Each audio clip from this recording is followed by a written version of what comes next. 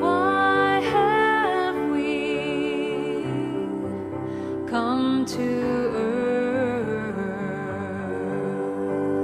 Do you remember?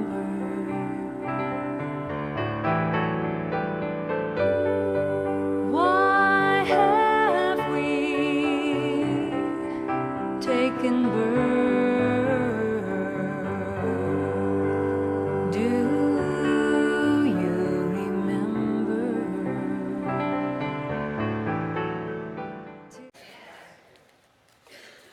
I love that. Is Cantorum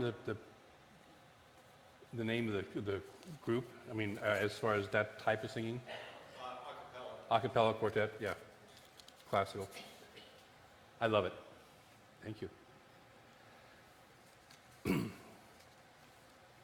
My previous wife was a trained singer, and I was invited to come and we were invited to come and try out for a group like that. And I don't read music, and I'm not a trained singer. I have a pretty good voice, but I'm not a trained singer. And so the person who was organizing this finally looked at us and said, "Okay, do I have to take both of you?" And we said, no, it's okay. We were both kind of donors to that particular organization. He goes, "Good, I'll take her and not you."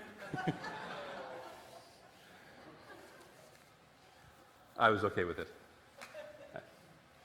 So today is the third Sunday of Advent, and we're going to talk about that in a few minutes. But before that, we're going to talk about Hanukkah. Today is also the seventh. Right now is the seventh day, and this evening is the eighth day, the final day of the Jewish festival of Hanukkah, the Festival of Lights. And so I wanted to talk about that just a little bit,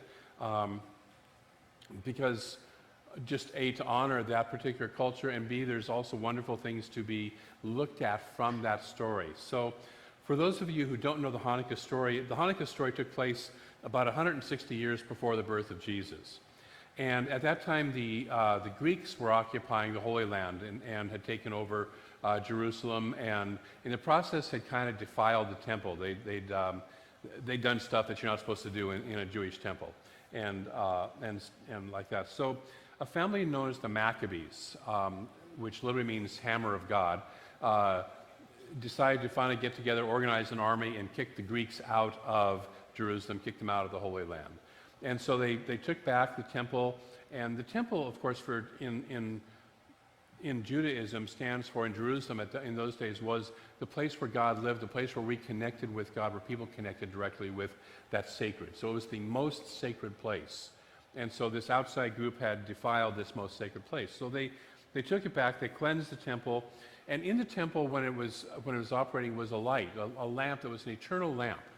It always was on, it always was burning, and it burned consecrated oil. It was an olive oil that had been processed and sanctified in a particular way, and it took 8 days for this process of sanctifying the oil.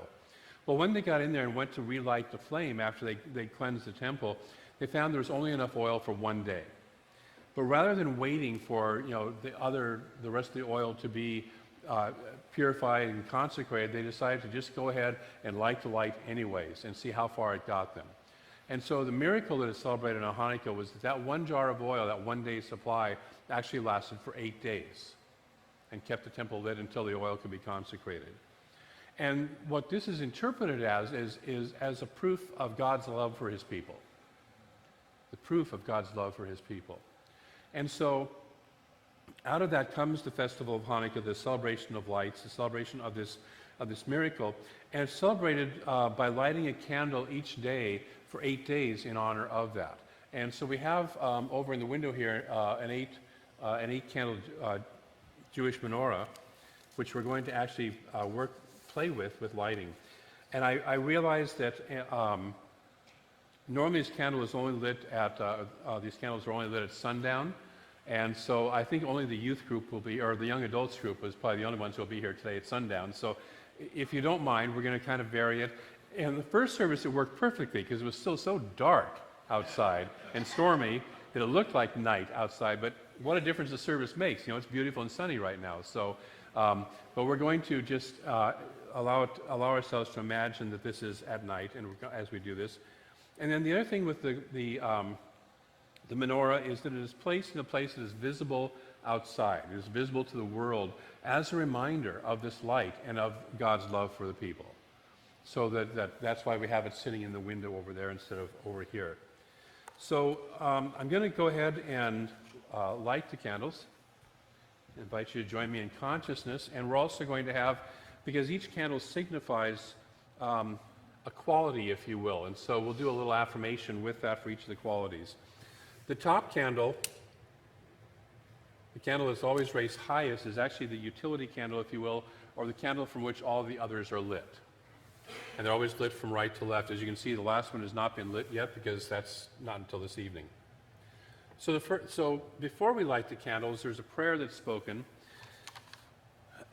And I'm going to attempt the Hebrew of this, at least the first part, because I've been in a couple of temples for a little while, and so I know this part, and we'll do the rest in English. So, Baruch atah Adonai, Eloheinu melech haolam. And what that means is, blessed are you, eternal one, our God, universal creative presence. And then the English part, or the rest that I'm not going to attempt, says, who sanctifies us with paths of holiness and gives us this path of kindling the light of Hanukkah. So the first light embodies the quality of peace. And so if you'll join me in saying, I embody peace. The second candle is the candle of love. I embody love.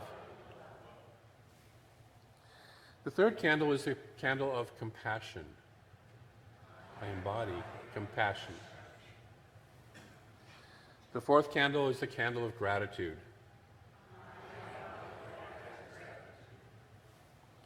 The fifth candle is the candle of healing or wholeness. I embody wholeness.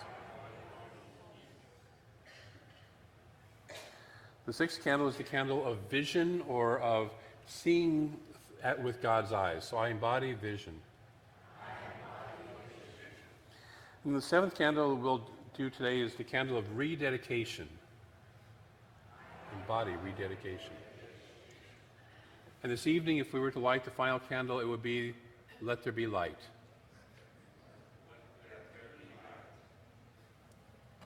I'm going to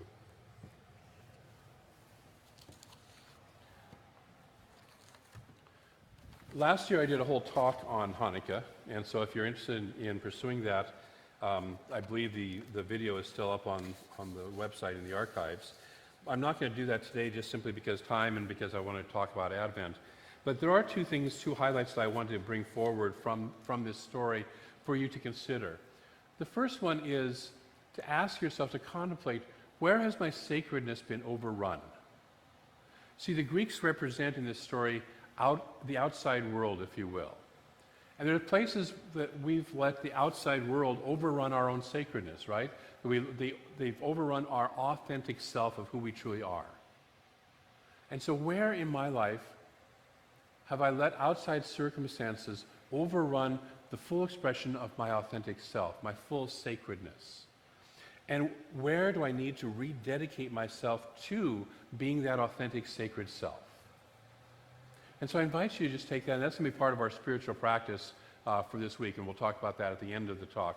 But where do I need to rededicate myself to expressing my unique sacredness, my unique authenticity? The second theme that I want to take out of this holiday is begin anyways. So many times we wait for the right moment.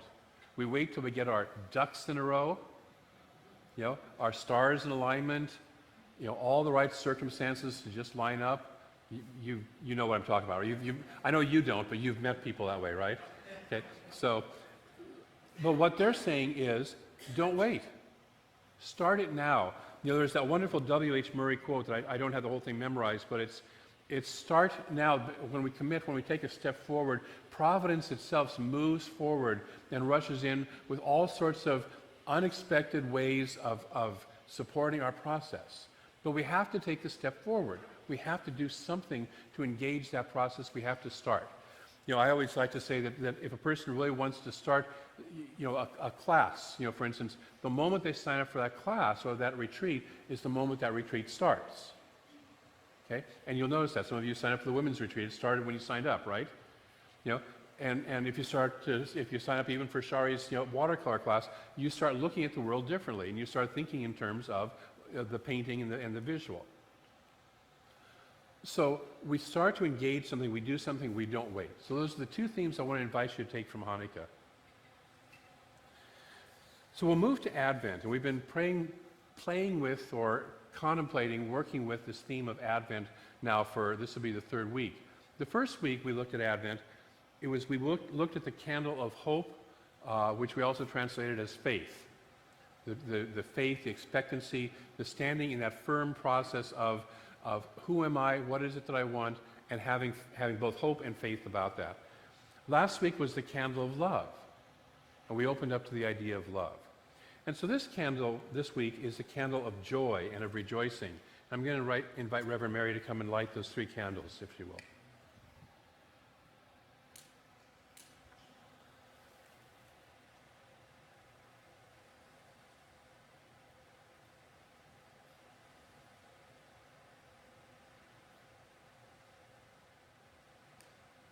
Thank you.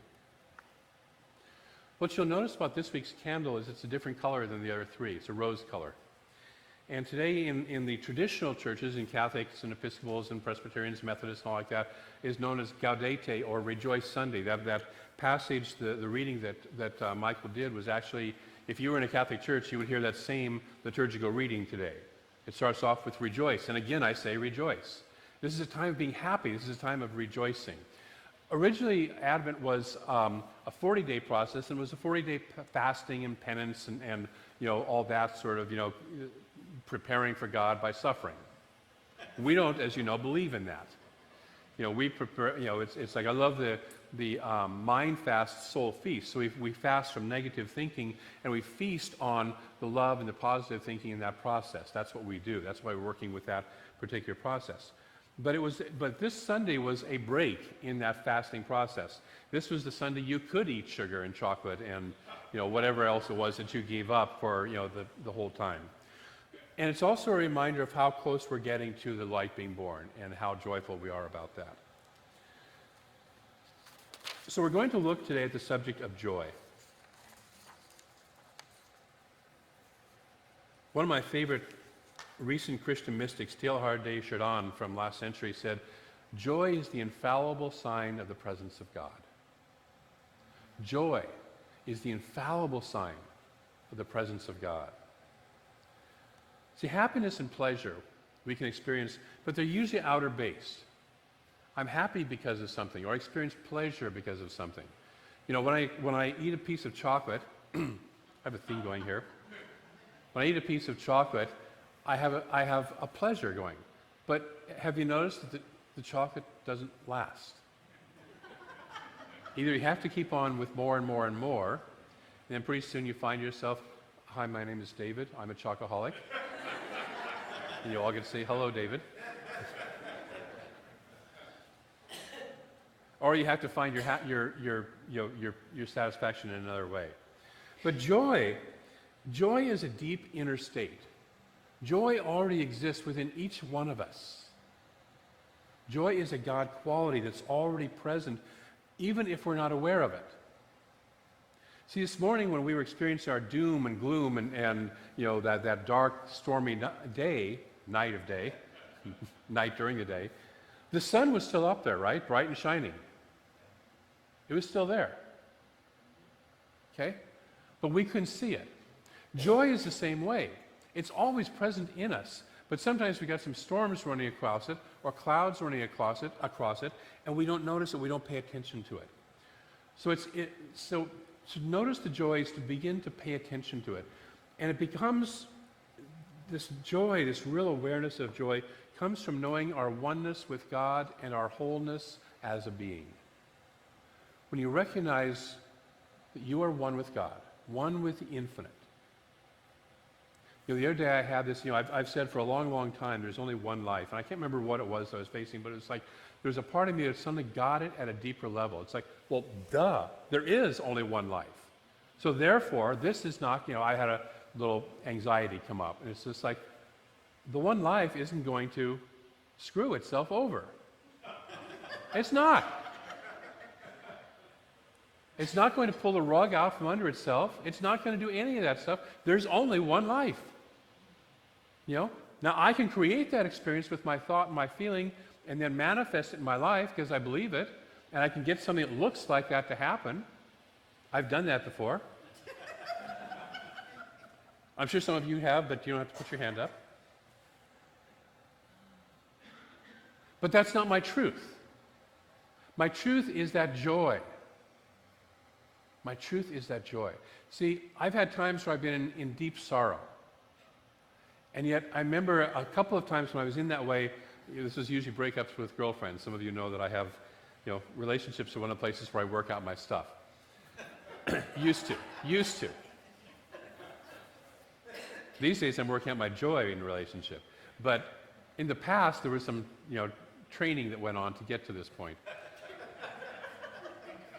And I've been in places of deep sadness from breakups or confrontations or different difficulties in the relationships, and yet there were times that I could feel that joy still underneath it, still there. So I'm having this one layer of deep emotion, and yet underneath this, there's this like foundation of joy that I could feel at the same time. And after a while, it even became just joy that I could experience the feelings that I'm experiencing.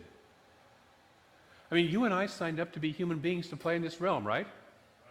Comes with the emotions, right? Okay, you've noticed that. Okay? Part of it is we want to experience that. It's why we go to scary movies or romantic movies or adventure movies or action movies.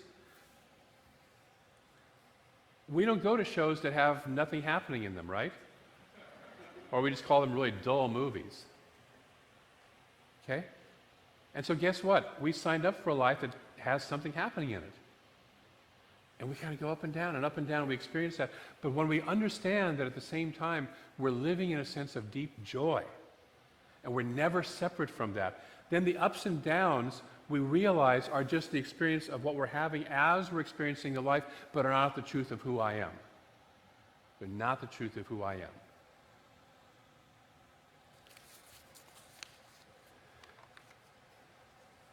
We can forget that we're joy. We can forget it. And when we begin to remember, we have the equivalent, the experience of rejoicing. Rejoice. And that's what this Sunday is about. That's what this theme is about. To rejoice. To reconnect with the joy that already lives and moves and breathes as us. John Calvin, of all people, said, "There is not one blade of grass, there is no color in this world that is not intended to make us rejoice." There's nothing. See, outer world is here to help us to remember the joy that lives within us. Every part of it. This morning when that wind was blowing, I remember as when I was younger, I used to sometimes just go out and just open up my arms and just let the wind blow through me. Anybody else ever do that? Yeah. You go out and you just feel the rain. Growing up in Portland, Oregon, I got to do both of those quite a lot. A couple of times my mother had to say, "Get in and out of that wind," But just feeling that, feeling the expression of who we are, feeling the life that we're living. Everything in the outer world is here to remind us of the joy that we truly are, but we so often forget it. We've been so trained to tamp that joy down. Okay? You don't go running down the street, skipping along, having just a fabulous, joyful moment without having a few people stare at you, right? Yeah. The other day we had a young man who was going through the parking lot here. I was with, I can't remember if I was with you guys or somebody else, but I was with somebody else, and we both, and he was probably in his early 20s, and he was just skipping through the parking lot, and he looked at us and smiled and kept on skipping through the parking lot. And it's kind of like, okay, is he on something, or is he just expressing the joy that we talk about, And we're conditioned that way. Occasionally, I think we find collective places where we can go express joy, like, going and watching a sports event where we can actually, express joy crazily, We paint our bodies all up if we want to in faces and put on weird costumes and all that stuff and yell and scream and like that. And I think that's a lot of reason why people go to sporting events. is they get to exude and express where they, and it's socially acceptable to do so. Rhett, yes? Can we let the joy out? Can we find some ways to express that joy in our lives? And it doesn't have to be wild and crazy, but to even in a gentle, quiet way, to express that joy. It's been said that the expression of joy makes the ego more resilient, less fearful, less resentful of diverse conditions when they occur. How many of us could have egos, and how many of us know people that could have egos that could be a little more tolerant of diverse conditions? Yes? You're watching the news, right? More resilient, less fearful. It goes on to say the emotion itself is an automatic signal that unites the conscious and subconscious in shared experience. Joy itself unites our conscious and subconscious in shared experience. What does that mean? That means that when I'm looking to manifest something in my life, last week we talked about loving things into your life, because everything is love. When you're looking for, whether it's a new car, money, a new relationship, a healthier body, more creative ideas, a new home, whatever it is, all that is love in form, in some form or another, because God is love. Love is all there is. So whether you're looking to, have your fence be back up and in alignment, or whether you're looking for, whatever it is, world peace, it's all still love. Whatever it is that we're looking for is love. So one of the qualities, if we want to vibrate in alignment with it, is to love whatever that is into our lives. The quality with joy is to experience, because joy is the experience, the expression of love. Joy is love expressed. So how would it feel to be in joy about whatever it is that I'm holding in consciousness that I would like to have manifest in my life? We have Reverend Kay is here today with us, and for the first time in quite a while. Nice to see you. Yeah. And Reverend Kay just got back from Hawaii. The lucky dog. And I confirmed this with her in the first service, was that she started experiencing joy about going to Hawaii long before she ever set foot in Hawaii. Right? Okay? How would it be if we started to look at whatever it is we want in our life and experience joy about that being in our lives now? Not waiting until, but now I experience the joy. Now I love that into my life. And what that does is connects the unconscious mind, which is that which really brings things into, it's our powerhouse, if you will, that subconscious mind, and our conscious mind, that which chooses, together. So I invite you to play with that this week, to start to not only love things into your life, but joy them into your life. Add the quality of joy, because that is the truth of who we are. This week, what I want to invite you to do as a spiritual practice, 3 things. Number 1 is what we talked about at the start, is to rededicate your sacred temple of joy. That place within you that knows that you are joy. And even if right now you're sitting there going, I have no clue where that is. Okay? There is a place, trust me. You are joy. And if you are just willing to be willing to experience that, it will show up. It will find a way to show up. The outside will mirror it to you, and you'll suddenly find yourself in joy, and suddenly you'll touch it and realize it's not just a joy because of something out here, it's a joy that's connected in here. I talked in the first service about we have receptors in our brain for virtually everything we experience, but for drugs, and you have to have the receptor. The drugs work because we have receptors in our brain. I had a friend in the late 60s, we were high school buddies and college buddies. He apparently didn't have a receptor for marijuana. because we smoked a lot.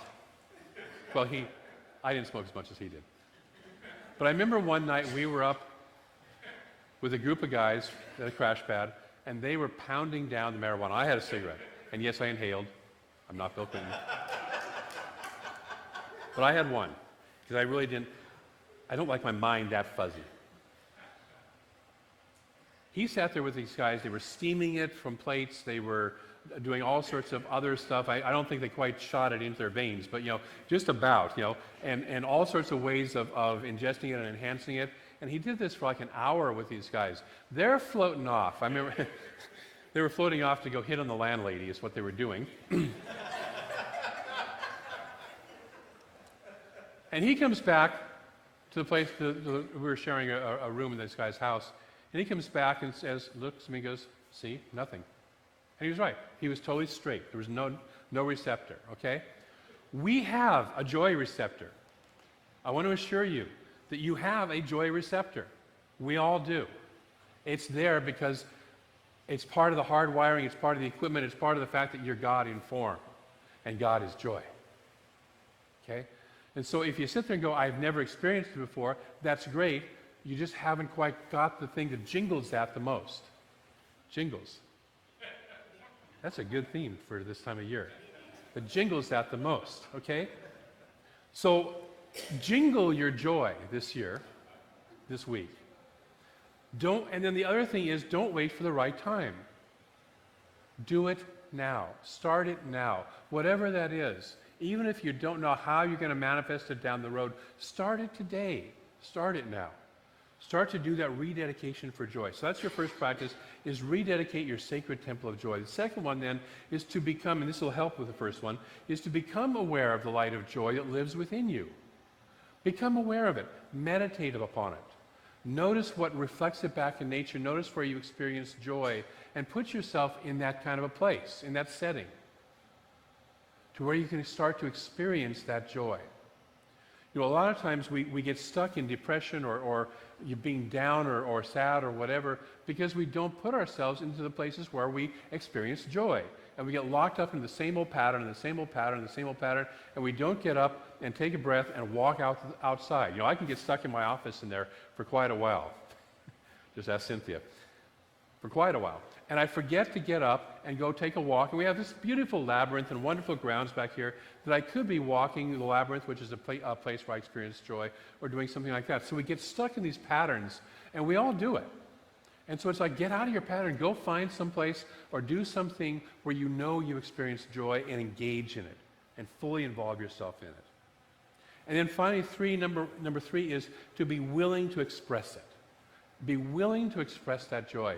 And whether you're expressing that joy by flaunting it wildly or by quietly and gently expressing it, allow yourself to express that joy, to let it out. Because joy is love expressed. Joy is love in motion. It's God in motion. So are you willing to play with that? So we're going to rededicate our sacred temple of joy, become more aware of it, and be willing to express it. You willing to play with that this week? Good. Me too. I want to close with a quote from the wonderful Indian philosopher and poet Rabindranath Tagore. I always mess up his name. That's not a good affirmation. I used to always mess up his name. Rabindranath Tagore. Compulsion is not indeed the final appeal to man, but joy is. And joy is everywhere. It is in the earth's green covering of grass. It is in the blue serenity of the sky. It is in the reckless exuberance of spring.